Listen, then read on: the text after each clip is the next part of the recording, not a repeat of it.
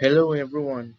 Thank you for this session where we will handle conflict management. I'm Mekwi Basil, and I am an intern at the Virtually Testing Foundation. Let's go into our task for today. Conflict management. It is important to know that with every fire that steps out or comes up in an organization, if it is not quenched, it will rapidly spread out into a wildfire which cannot be quenched.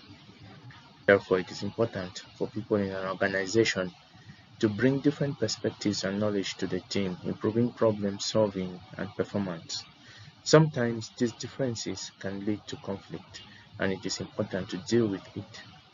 Some of the ways to improve conflicts in organizations is being proactive. Therefore, there are ways in which we can handle conflicts in an organization.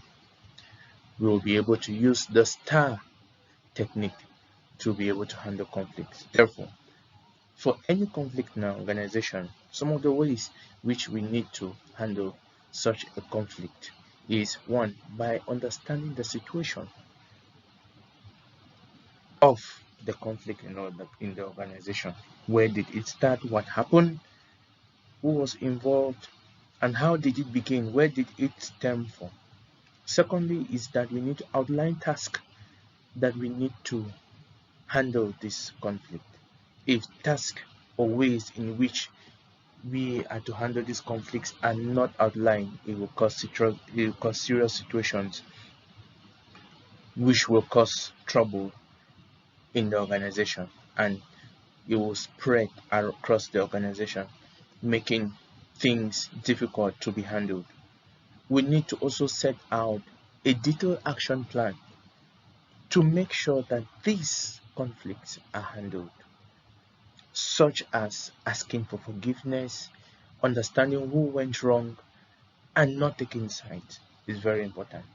And finally, we need to finish up with results of our actions, the actions which we have taken.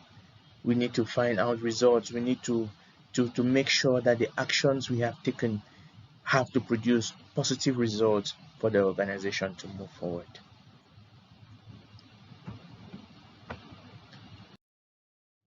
Some of the skills of conflict management include one, we need to be proactive.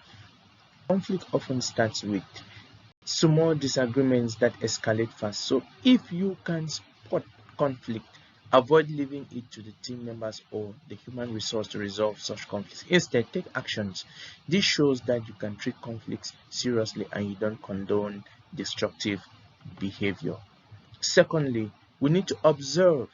In observing, we need to take care of the body language, such crossed arms and leaning away from people.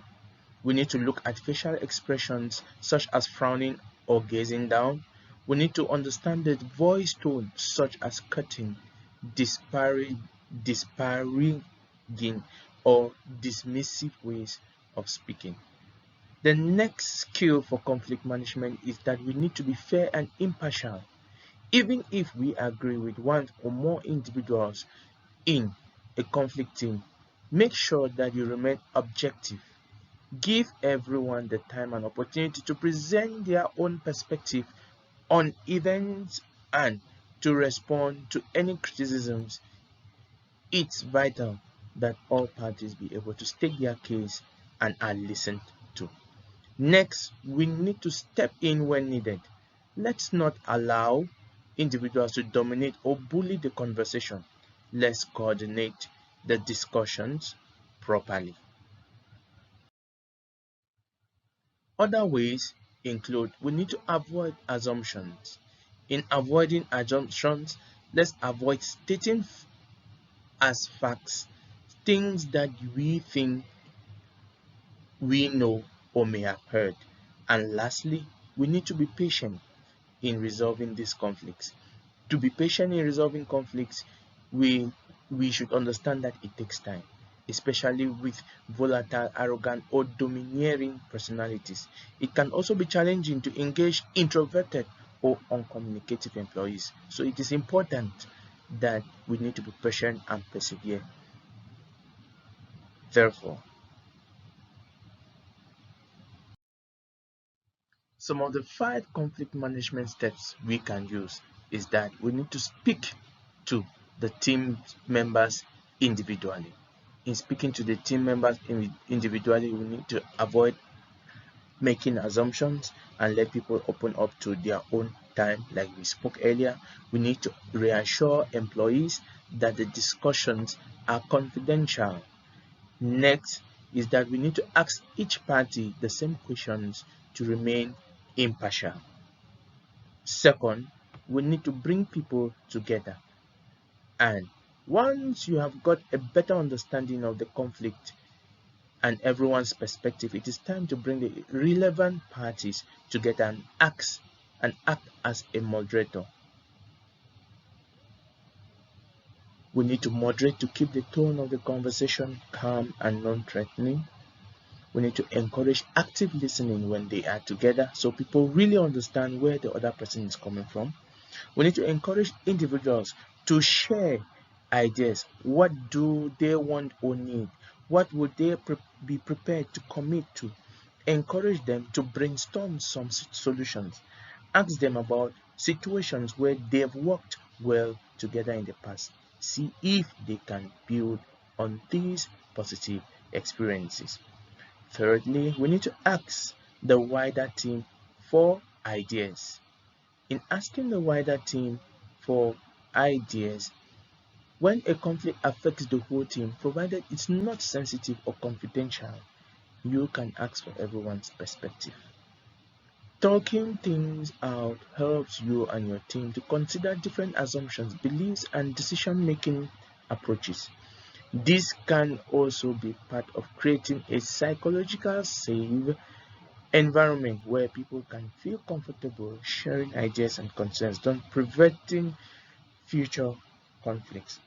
Next, we need to draw up a plan. We need to draw up a plan.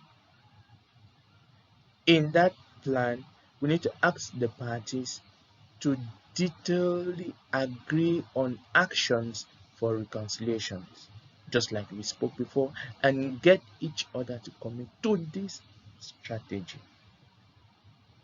And finally, we need to follow up to make sure that these actions are implemented appropriately and scrupulously.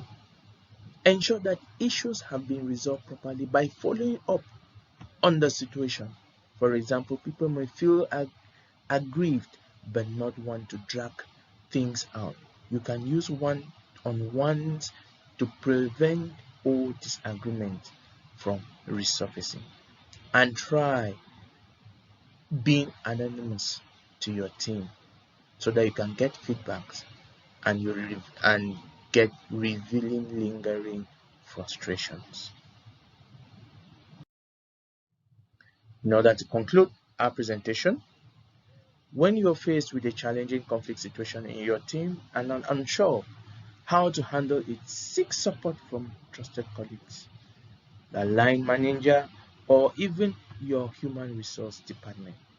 If your efforts are conflict resolution don't work, you will need to be willing to pursue formal procedures if necessary.